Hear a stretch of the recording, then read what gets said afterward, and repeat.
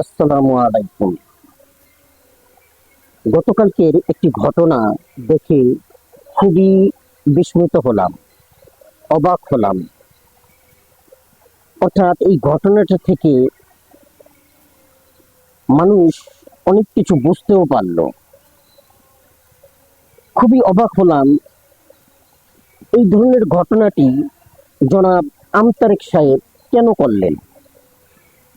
আপনারা দেখুন, এখানে এই লোকটি হয়তো পথ দিয়ে যাচ্ছিল, সে তাকে চিনি আমতারেক হিসাবে, তাকে আমতারেক বলে সম্বোধন করছে, তবে তাকে সম্বোধন করেনি। সে দূরের থেকে আমতারেক আমতারেক বলেছে, যে ওই যে দেখ আমতারেক আমতারেক, এই ধরনের একটা ব্যাপার।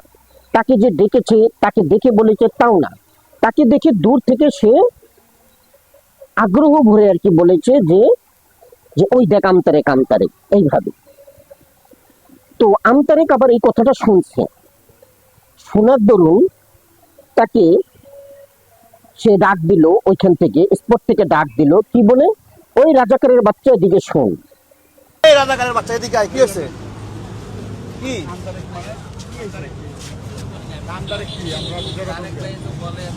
জুলাই আন্দোলনের সময় তার ভূমিকা ছিল না?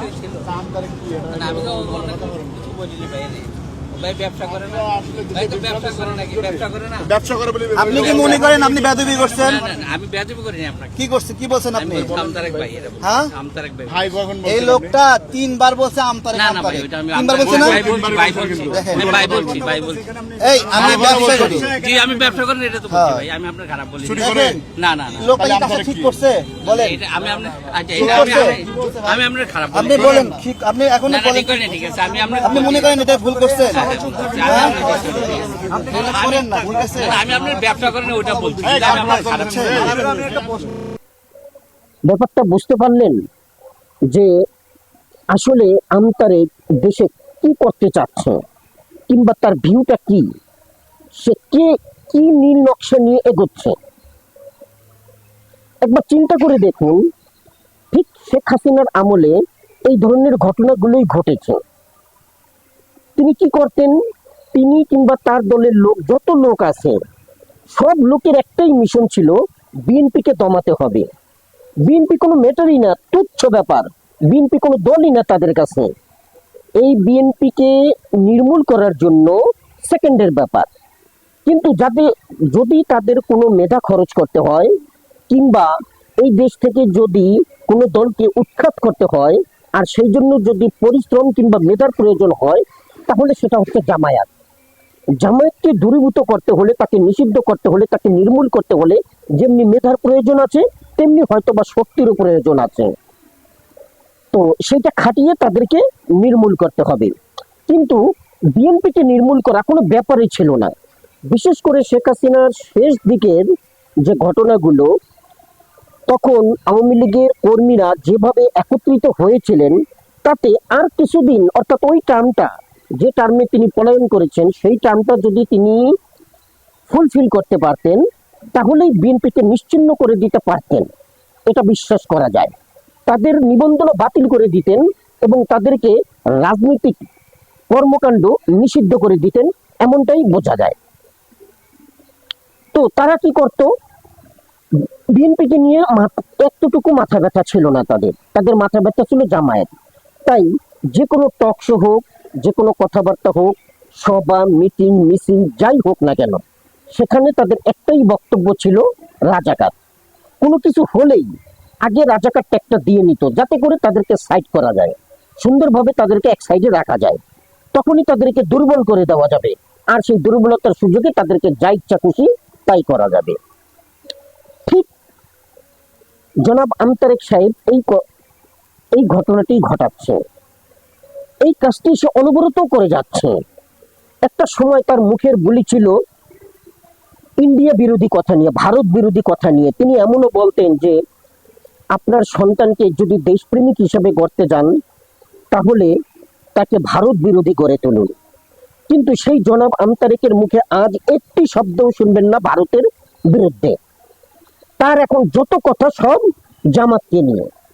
প্রথমেই কিছু হলে জামাত ট্যাগ দেওয়া, যেমন এই লোকটিকে দিয়েছে। দেখেন, এই লোকটি জামাত করে না রাজাকার ছিল না তার বাবা রাজাকার ছিল সে কিন্তু কিছুই জানে না। সে দূরের থেকে তাকে কল করেছে যে এই রাজাকারের বাচ্চা এদিকে আয়। দেখেন সে কিন্তু তাকে সম্মানের সহিত বলেছে যে আমতারেক, আর সে তাকে ডাকতেছে রাজাকারের বাচ্চা এদিকে আয়। আচ্ছা দেখে সে কি বলতেছে যে সে তাকে ব্যঙ্গ করেছে। আচ্ছা আমতারেক বলাতে তাকে ব্যঙ্গ করার কি হলো? আমিও তো আমার অনেক ভিডিওতে আপনাকে, এমনকি এই ভিডিওতেও আপনাকে আমতারেক বলতেছি, তার মানে তো এই নয় যে আপনাকে আমি ব্যঙ্গ করতেছি। এটা তো ব্যঙ্গাত্মক কোনো কথা নয়। আপনি আমের ব্যবসা দিয়ে পরিচিতি ঘটেছে, এই আমের ব্যবসার পরিচিতির কারণে আপনাকে সবাই আমতারেক বলে জানে, যেটা অনেক টক শোতেও আপনাকে অনেক বিজ্ঞজনে এই কথাটা বোঝাতে চেয়েছেন যে আমতারেক আপনাকে ব্যঙ্গ করে নয় বরঞ্চ আপনাকে এই হিসাবে চিনে, তাই আপনাকে এই কথাটা বলে থাকে। এই নিয়ে তো মনোমালিন্যের কোনো ব্যাপার নাই বা রাগ করারও কোনো ব্যাপার নাই। এবং আপনিও সেই সমস্ত টক শোতে বলেছেন, না এটা বলতেই পারে, এটা কোনো ধর্তব্য বিষয় না, আমি এটাকে ধরি না। তাহলে এইখানে কেন করলেন এই কাজটা? এই কাজটা এই নিরীহ লোকটার সাথে, একটা পথচারীর সাথে আপনি কেন করলেন? আপনার যে একটা পাবলিসিটি ছিল, যে আপনার যে একটা পরিচিতি ছিল, কিংবা আপনার পরিচিতিটা যে বাড়বে, সেটা তো নিজেই নিজের পথটাকে বন্ধ করে দিচ্ছেন। এমনিতেই জনগণ আপনার প্রতি খুবই রুষ্ট, তার মধ্যে জনগণ যতটুকু কাছে আসবে বা আপনার কাছে ভিড়বে সেই পথ তো আপনি নিজেই বন্ধ করে দিচ্ছেন। এর কারণটা কি? এর কারণটা যদি একটু ভেবে দেখেন তাহলে বোঝা যাবে যে এই তারেকের, এই আমতারেকের ভিতরেও এখন রাজনৈতিক পাওয়ার বিরাজ করতেছে।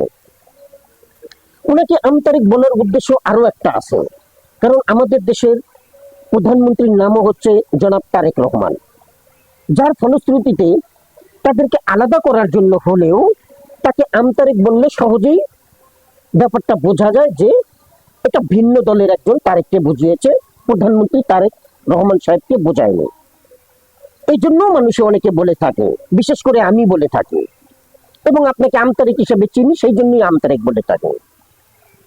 কিন্তু এই ঘটনার পরিপ্রেক্ষিতে মনে হলো যে আপনার উপরে রাজনৈতিক শক্তি ভর করতেছে, অর্থাৎ আপনি কারো, নিজের তো শক্তি নাই, নিজের তো লোকবল নাই, কিন্তু তারপরও আপনি রাজনৈতিক শক্তিতে শক্তিমান হওয়ার মনে মনে একটা ভাবনা তৈরি করেছেন, নিজেকে সেই শক্তিতে শক্তিমান বলে মনে করতেছেন।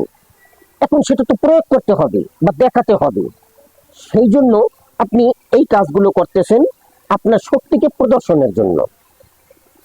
আমি ধিক্কার জানাই ওই আশেপাশের লোকগুলোকে। অনেকগুলো লোক ছিলেন আপনারা, ওই তারেকের, আমতারেকের, বিশেষ করে ওইখানে আমতারেকের বড়জোর 3 জন থেকে 4 জন লোক আছে, তার নিজস্ব লোক, বাকি সবই হয়তো সাধারণ লোক। এর মধ্যে একটি মাত্র লোক প্রতিবাদ করেছে, সে হচ্ছে জুলাই যোদ্ধা, নিজেকে পরিচয় দিয়েছে। শুনুন তার কথাগুলো। আমার কলার ধরছেন, আমি তো আপনি কলার ধরেন, আমি তো আপনার কলার ধরেন। এই কলার ধরছেন কেন? এই কলার স্যার, এই আপনি আমার কলার ধরবেন কেন? সেটা না, না না, আপনারা আমতারেক বলে গালি দিছে, আপনি আমার কলার ধরলেন, তাইলে লাভ হইলো কি? না এইভাবেই ধরব। কি কি কি কেমনে ধরবেন? কেন ধরবেন? সে আপনাকে আমতারেক বলছে, আপনি তারে কলার ধরলেন, তো এটা আপনি তো নগদই তো তার মানে ই করে দিবেন, মানে আপনি এটাকে সাপোর্ট করেন, আপনারা আপনি আমার কলার ধরছেন, আমি তো আপনার কলার ধরেন, আমি তো আপনার কলার ধরেন। এই কলার ধরছেন কেন? এই কলার স্যার, এই আপনি আমার কলার ধরবেন কেন? সেটা না, অনেকক্ষণ থেকে এই লোকটি একমাত্র তাকে বাধা দিয়েছে, কিন্তু এই লোকটিও বাধা দিতে গিয়ে আমি দেখলাম অনেকটা ভরকে গেছে। তবে আপনাকে ধন্যবাদ যে আপনি তার কলার চেপেছেন, এই জন্য আপনাকে ধন্যবাদ। কিন্তু আপনারা ভালো করে খেয়াল করে দেখুন, জনাব তারেক রহমান কিন্তু এই ছেলেটির কলার কোনো মতেই ছাড়েনি। যখন তার কলার ধরেছে সে কলার ছেড়ে দিয়েছে, বাট তার পিছনে মাথার ঘাড়ের উপরে সে কিন্তু কলারটা চেপেই ধরে রেখেছে, কোনোভাবেই ছাড়েনি। এমনকি তার কথারও কোনো জবাব দিয়ে করতেছে না, বরঞ্চ কোনো এক পর্যায়ে গিয়ে তাকে বলতেছে, এমনকি এই জুলাই যোদ্ধাকেও বলতেছে যে তুমি জামাতের হয়ে কথা বলো, তুমি জামাতকে সমর্থন করো।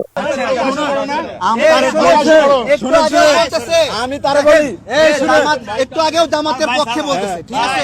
এগুলো করবেন, এগুলো করবেন, জামাতের পক্ষে কথা বলছে। আর তোমরা এটা কথা বলি, জামাতের পক্ষে কথা বললে কি শুনেন? আচ্ছা কি করো কিনা এইটা সে বুঝাতে চাইছে। অর্থাৎ আশেপাশের লোকগুলো যারা আছে তাদেরকে বোঝাতে চেয়েছে তাকে জামাত ট্যাগ দিয়ে আলাদা করার চেষ্টা করতেছে। ঠিক এই কাজটি জনাব তারেক রহমান সাহেব প্রায় জায়গায় করে থাকেন। যে কোনো মিটিং মিছিলে যান কিংবা পথসভায় যান, যদি কোনো রাস্তায় দাঁড়িয়েও কারোর সাথে কথা বলেন এবং সেই ক্ষেত্রে তাকে কেউ কোনোভাবে কথা বলার চেষ্টা করেন কিংবা সে যখন দেখা যায় যে কোনোভাবে যুক্তি তর্কে পারতেছে না, ঠিক তখন তিনি এই কাজটা করেন যে রাজাকার, এই জামাত ইসলাম করে, এর নারী নক্ষত্র ঘুটে দেখেন এই জামাত ইসলাম করে, যে কোনো ভাবেই হোক না জামাত ইসলাম করে।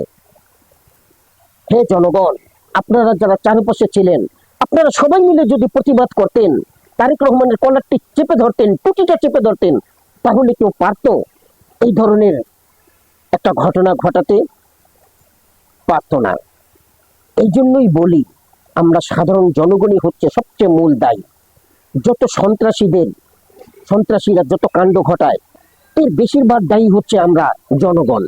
আমরা জনগণ যদি সচেতন হতাম, আমাদের বিবেকটাকে জাগ্রত করতাম, তাহলে মুষ্টিমেয় বললে ভুল হবে। দেখেন এইখানে একজন গুটি একটি মাত্র লোক যে অসদাচরণ করেছে, যে অন্যায় ব্যবহার করেছে, একটি লোক বারবার তার কাছে ক্ষমা চাচ্ছে, সে যে কোনো কারণেই হোক। এই লোকটি তো বদান্যতা, এই লোকটি তো ভদ্রতা দেখিয়েছে। আসলে এর কাছে তো ক্ষমা চাওয়ার কিছুই নাই, সে এমন কোনো অন্যায় করেনি, কোনো অন্যায় সে করেনি, তারপরও সে ক্ষমা চেয়েছে। কেন চেয়েছে? যাতে করে এখানে একটা বিব্রতকর পরিস্থিতি সৃষ্টি না হয়। কারণ আজকাল যে কোনো ঘটনা থেকে, তুচ্ছ ঘটনা থেকে মারামারি, খুনাখুনি অনেক কিছু হয়ে যায়, কিন্তু এই লোকটি সেগুলো এড়াতে চেয়েছে, তাই ক্ষমা পর্যন্ত চেয়েছে তার কাছে। অথচ ক্ষমার কিন্তু এখানে কোনো ব্যাপারই না। অথচ সেই লোকটি তার বদান্যতার জন্য, সে ভালো ব্যবহারের জন্য সে এই কাজটি করেছে, কিন্তু তাকে কোনো মূল্যায়নই করা হয়নি। বরঞ্চ আমতারে তাকে যেভাবেই হোক পাকড়াও করার চেষ্টা করেছে, ধরার চেষ্টা করেছে, দূরের থেকে হলেও তাকে ধরার চেষ্টা করেছে। তাহলে কি আমতারেক সাহেব, আপনি ক্ষমতা দেখানোর চেষ্টা করতেছেন?